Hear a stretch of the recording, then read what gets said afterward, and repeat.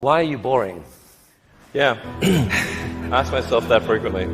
A lot of people dreaming about future cities, they imagine that the solution is sort of flying cars, drones, etc. You go above ground.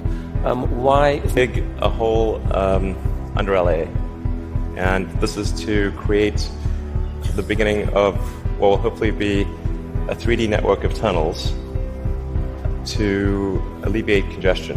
So, I mean, right now, I think one of the most soul-destroying things is traffic. It affects people in every part of the world. It takes away so much of your life, and it's hard. So, by having an elevator, sort of a car skate that's on an elevator, you can integrate the entrance and exits to the tunnel network just by using 2 parking spaces. And then the car gets on a skate. There's no speed limit here, so we're designing this to be able to operate at 200 kilometers an hour, or about 200 kilometers an hour, or about 130 miles per hour. No real limit to how many levels of tunnel you can have. So you can go much further deep than you can go up. The deepest mines are much deeper than the tallest buildings. When you started Tesla with the goal of persuading the world to that electrification was the future of cars. Yeah. We're still on track for being able to go cross country from LA to New York by the end of the year, fully autonomous. Okay, so a car, by the end of the year, you're saying someone's going to sit in a Tesla without touching the steering wheel, tap in New York, off it goes. Yeah. Won't have to ever touch the wheel by the end of 2017. Away from a parking lot in California to a parking lot in New York, no controls touched at any point during the entire journey. In terms of the technology alone, the time when someone will be able to buy one of your cars and literally just take their hands off the wheel and go to sleep and wake up and find that they've arrived, how far away is that? Perfect. No system is going to be perfect. But if you say it's perhaps, the car is unlikely to crash in 100 lifetimes or 1,000 lifetimes, then people are like, okay, wow, if I would live 1,000 lives, I would still most likely never experience a crash, then that's probably okay. So many gigafactories, if you like, does it take to get us there? It's about 100, roughly. It's not 10, it's not 1,000, most likely 100. Allowing you to dream of this really ambitious idea of sending like many people to Mars in 10 or 20 years time, I guess. Yeah. In the next 20 years. And you've designed this outrageous rocket to do it. Help us understand the scale of this thing. If that was a skyscraper, that's like a 40, did I read that? 40 stories? Yeah, maybe a little more, yeah. The thrust level of this is really, this configuration is about 4 times the thrust of the Saturn V moon rocket. 4 times the thrust of the biggest rocket humanity ever created before. Yeah, 747 is only about a quarter million pounds of thrust. So so there are for every 10 million pounds of thrust, there's 47. So this would be the thrust equivalent of 120 747s with all engines blazed. Loaded 747 with maximum fuel, maximum passengers, maximum cargo on the 747. This can take it as cargo.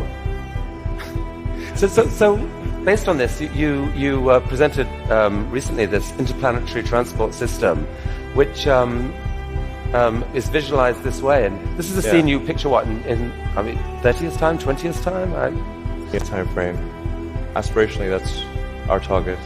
Our internal targets are more aggressive, but I think this vehicle seems quite large, and is large by comparison with other rockets. I think the future spacecraft will make this look like a rowboat. I mean, this is the future spaceships will be truly enormous. Sustainable energy will happen no matter what. If there was no Tesla never existed, it would have to happen out of necessity. It's tautological. If you don't have sustainable energy, it means you have unsustainable energy. Eventually, you'll run out, and the laws of economics will drive civilization towards sustainable energy inevitably. The fundamental value of a company like Tesla is the degree to which it accelerates the advent of sustainable energy. faster than it would otherwise occur. So when I think like what is the fundamental good of a company like Tesla, I would say hopefully it does. If it accelerated that by a decade, potentially more than a decade, that would be quite a good thing to occur. That's what I consider to be the fundamental sort of aspirational good of Tesla. Then there's becoming a multi-planet species and space-faring civilization. This is not inevitable. It's very important to appreciate this is not inevitable. The sustainable energy future, I think, is largely inevitable, but being a space-faring civilization is definitely not inevitable. If you look at the progress in space, in 1969 we were able to send somebody to the moon. 1969. Then we had the space shuttle. The space shuttle could only take people to low Earth orbit.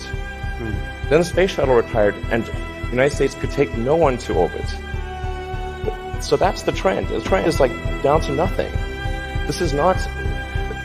People are mistaken when they think that technology just automatically improves. It does not automatically improve. It only improves if a lot of people work very hard to make it better. You dream stuff that no one else would dare dream, or no one else would be capable of dreaming at the level of complexity that you do. Appealing. I mean, I just think that there have to be reasons that you get up in the morning and you want to live. Like, why do you want to live? What's the point? What inspires you? What do you love about the future? And if we're not out there, if the future does not include being out there among the stars, I find that it's incredibly depressing if that's not the future that we're going to have. I'm just trying to think about the future and not be sad.